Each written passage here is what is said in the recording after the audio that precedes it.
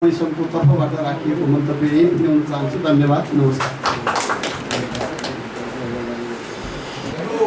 Pre budget छलफलमा धेरै यो उद्योगिक व्यवसायीहरूको भावनाको उद्देश्य हुने पनि उहाँले चाहिँ एउटा कमिटमेन्ट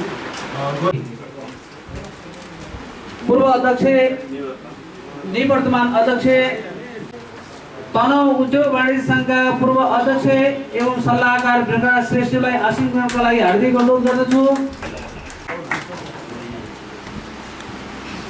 यसैगरी लेखनाथ उद्योग वाणिज्य संघबाट पाल्नुहुने पदाधिकारीज्यूहरूलाई यथास्थानमा आसन ग्रहण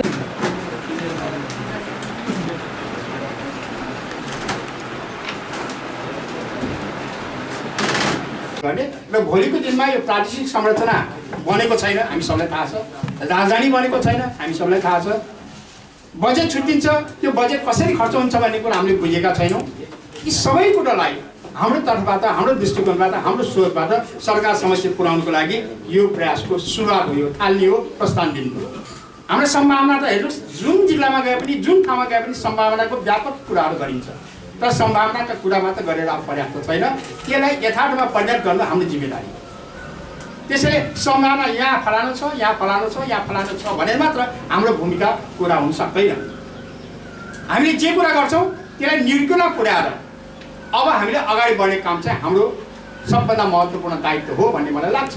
आर्थिक रूपमा हामी अत्यन्त संवेदनशील अवस्थामा छौँ। राजनीतिक हामीले अधिकार प्राप्त गऱ्यौँ होला, नयाँ संविधान बनायो होला, तर आम जनताको लागि त्यो मात्र पर्याप्त होइन। पर्याप्त त तब हुन्छ जब प्रत्येक नागरिकको अनुहारमा खुसी छाउँछ, मैले पनि केही गर्न सकेँ भन्ने कुरोको स्वाभिमानता देखाउन सक्छ।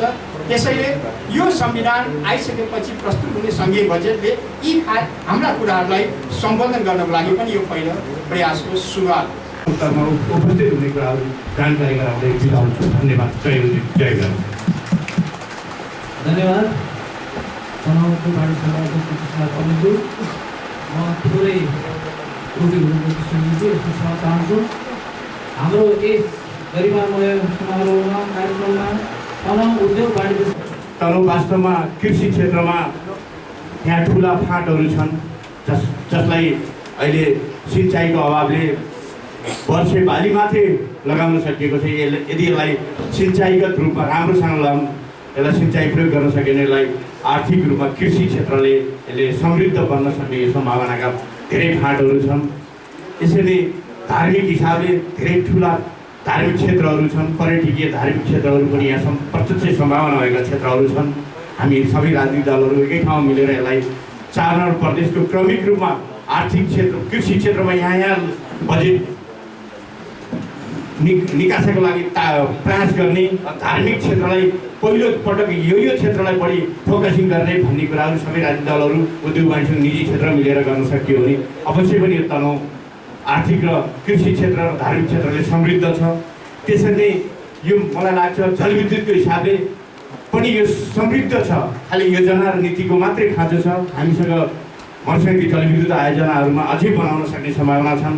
त्रिशुली जहाँ अहिले सबैभन्दा करेन्ट भएको क्षेत्र छ, त्रिशुली नदीहरू, कालीगण्डकी नदी छ भने मादी खेतीहरू छन्, बढाउनुपर्छ भन्ने हाम्रो सुझाव पनि थियो।